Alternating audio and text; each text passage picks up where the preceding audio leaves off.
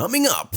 England don't do the SATs, England do the SATs. They're Key Stage 2 SATs. We've fundamentally shifted the purpose of primary education. We have turned schools into data factories. It's anecdote time. My child is an energy vampire, and the house is his willing accomplice. I'm currently trying to migrate websites while fighting a losing battle against the living room that actively resists decluttering. Seriously, who do you consult when the toddler is winning and the decor is taking sides? We are surviving on caffeine and blind optimism right now. But while I might be losing the battle for the front room, there is a much bigger and much more important battle happening in your child's primary school. You might not even know it's going on. Hello everyone and welcome back to Mr. M's PTA Parent Teacher Advice. Today we need to talk about why your 10 or 11-year-old might be coming home talking incessantly about spag, spelling, punctuation and grammar, and arithmetic drills, instead of telling you about the Romans or painting or the water cycle. There is a name for this. It's called curriculum narrowing. It's a systemic issue and it happens to be the primary focus of my MA research at UCL. We are going to look at exactly what is happening to the school day, why the system is demanding it, and who is really paying the price. This is Mr. M's PTA. Right, let's start with the research. For my MA, I surveyed 49 educators, teachers, head teachers, people in the trenches every single day. The results were damning. 67% of these professionals stated outright that SATs, that's the statutory assessment tests, not the same thing as SATs in America. That's a standardized aptitude test. England don't do the SATs, England do the SATs. They're Key Stage 2 SATs. They are terminal exams that happen at the end of primary school, and they are designed to assess the entire gamut of the Key Stage 2 curriculum. They are not Year 6 tests. They are Key Stage 2 tests. If you don't understand this, then nothing I talk about will seem relevant. Anyway, where was I? Back to the script. Results are damning. Here we go. 67% of these professionals stated outright that SATs serve no educational purpose for the child. They exist purely to feed school league tables. Even more tellingly, only 28% believe that these tests actually help you, the parent, understand how your child is doing. We've fundamentally shifted the purpose of primary education. We have turned schools into data factories.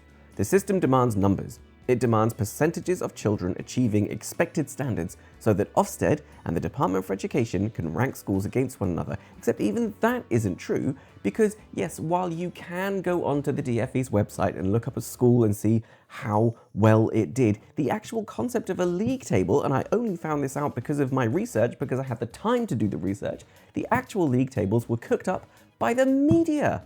It's a newspaper that created the league tables, not the Department for Education. They get a lot of flack for this, but it's not their fault. But SATs results do feed into this league table utter nonsense. I'm going to get very angry in this episode. This is why I did my MA thesis on it. Oh, it drives me mad. I have a script and I've lost it. Let's go back to it. Understand primary education says data factories. There we go. Yes, the system demands numbers. It demands percentages of children. I've done that bit already. Let's go to where we are. I'm not going to edit too much of this because I think it's important you hear my absolute rage. Here we go. So the DFE can rank school. When a system demands data above all else, the human element, the actual children sitting at the tables, becomes secondary to the spreadsheet. If a subject does not generate a quantifiable piece of data that the government tracks, that subject suddenly becomes vulnerable. Let me give you an example of how this toxic culture of data chasing becomes. I was sitting in a staff meeting early in my career and the pressure was on for the upcoming SATs. I was told quite plainly that I was expected to come in over the weekend to discuss extra after-school provision, unpaid of course. This was all framed as helping the children catch up. When I politely mentioned that I had plans that weekend, I was looked at and told, and I genuinely wish I was making this up, "You're a Year 6 teacher, you don't get weekends." This is the environment. The toxic culture is not an outlier. It's the logical conclusion of curriculum narrowing. It's what happens when the pressure from the top trickles all the way down. It is what happens when the measure becomes the goal. Or have I got that wrong? The test becomes the measure. I'll look that one up. Hello, Editing Carl here from the future, which is your past. It's Goddard's law that states when the measure becomes the target, it ceases to be a good measure. I knew it. Later on, I was asked to run Easter boosters. These are full school days, scheduled every single day of the Easter break. The Easter holidays are a time when children, traditionally and rightfully, have a rest. Their brains need it. Their bodies need it. I refused to run them. That refusal led to a series of highly uncomfortable, informal chats with management about whether I was truly a team player. But let's be completely clear. The real victims here are not the teachers. I mean, it sucks for the teachers, but it's not the teachers, it's the children. We are watching 10 and 11-year-olds lose their lunch breaks, their after-school clubs, and their holidays to booster sessions. When the curriculum narrows to the point where the only thing that matters is a SAT score, we aren't just losing subjects like art or PE, we're actively stealing a child's right to a childhood. It's fundamentally exploitative, and it serves the school's data far more than it serves the student. If, by the way, you're hearing clacking or little sniffles, my dog has decided to join me, and I am so behind time. I just don't have space to start recording again. So, hello Milo, how are you? This is the dog. You might hear him whine. He does that. Like now. Shush, puppy, shush. If you want to see how this works in practice, look at science. Science is the canary in the coal mine for curriculum narrowing. Up until 2009, science was publicly tested alongside maths and English. Then, the government scrapped the formal science SATs paper. And do you know what happened next? Science quietly started vanishing from the primary timetable. One teacher I interviewed for my research summed it up perfectly. They said, nobody checks, so nobody cares. Because there's no longer a high-stakes data point attached to it, schools rob time from the science curriculum to double down on maths and English. We're talking about the foundation of understanding the natural world. We're talking about subjects that spark the imagination of future engineers, doctors, and innovators. And we're letting it go because it doesn't fit on a government spreadsheet. I want to hear from you on this. Please tell me. You can comment. This is also on YouTube. There'll be shorts of it on TikTok. Please just bombard me with your comments. I'm so passionate about this. What subject has your child stopped talking about? Is it music? Is it PE? Have the art projects dried up? Let's get a map of what's disappearing. Put it in the comments. Share it with me somewhere. Let's let everyone know. Now, I want to make one thing absolutely clear before we finish part 1. This is only part 1, by the way. There's going to be parts 2 and 3. Like I said, I am really under the cosh this week. I've got 30 minutes to record and edit this and get it out. So here we go. Part 1. Teachers are not the villains. Your child's teacher does not want to cut art. They do not want to force-feed 10-year-olds complex grammar rules that most adults don't even understand. They are caught in a systemic trap. Teachers are told by leadership to spend 3 months teaching fractions and only 4 days teaching algebra. Why? Because that's exactly how marks are weighted on the final test paper.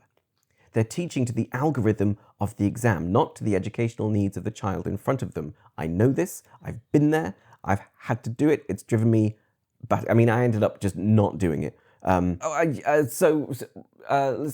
time. I got into a lot of trouble at one of the schools I taught at because I refused to let children carry the weight of this lie. I would tell children in my year 6 class, do your best, because that's all that matters. By the time they sit their SATs, they've been given their secondary schools. They know what schools they're going to. These tests do not factor at all in their upcoming school. The schools are going to retest them in year 7 anyway. The tests are purely a measure of the school's effectiveness at teaching. And I would share this with the children because do you know what? You take the stress away from the situation, children perform better for themselves. And I would tell these kids every day, do the best for you. I will do my best for you as well. And if we all just calm down and relax and do what we know we can do, we will get good grades regardless. Anyway, why am I saying this? I'm saying it because the head teacher walked in one day, late April, early May, and said to the class, oh, is everyone ready for their SATs? And the class dutifully said, yes, miss. And then the head teacher said, oh, and I want you all to do really well because what are these SATs for? And every child in the class went, for the school. And her face dropped and she looked at me and she goes, no, it's for you. It's to make sure that you get good grades. And one of the kids very bravely went, no, it's not. It's got nothing to do with us. It's so that the school gets a good grade. And I wouldn't say I was hauled into her office, but I was told very definitely that I had a meeting with her at lunchtime. I didn't have a meeting with her at lunchtime. This was brand new information to me. And my goodness, that lunchtime meeting was uncomfortable, but I didn't back down. And I will never back down on this. It is not a test to see how good the children are. It's a test to see how capable and competent the school is. Rant over. Back to the script, Carl, otherwise you'll never get through it. Anyway, Where were we? They're teaching the algorithm not to do the exam. Yes, teachers are not the victims. If they step out of line, the data drops. Ofsted knocks on the door and jobs are on the line. Literally. They are surviving the system just like your children are. But is this even legal? Are schools allowed to just cut subjects out of the timetable? And perhaps, most importantly, does this narrowing hit every child the same way? Spoiler alert, it does not. In part 2, which is coming up soon, hopefully next week, we are going to look at the postcode lottery of primary education and why the DFE is turning a blind eye to it. Until then, take care of yourselves, check in on your friends. Thank you for bearing with me on this one. It's been a bit ranty and very fast-paced. But remember, you and I can do this. We're awesome. I'll see you in the next one. Don't forget, if you haven't yet subscribed to the podcast on Spotify, or there's a video version on YouTube, there are little clips of it on TikTok here and there, subscribe so you don't miss part 2. Part 2 is all about, is curriculum narrowing legal? You're not going to want to miss it. And also, don't miss anything I say. I've been teaching for nearly 15 years now. Honestly, I want your help. This is why I created the PTA. All of that said, you are lovely people. That's the old website. What's the new one? igniteeducation.co.uk. Check it out there. Lots of things, lots of resources, lots of stuff. And do check out the YouTube channel. That's Mr. M's PTA. I'm on TikTok, Mr. M's PTA. I'm on Facebook, Mr. M's PTA. I'm on Instagram.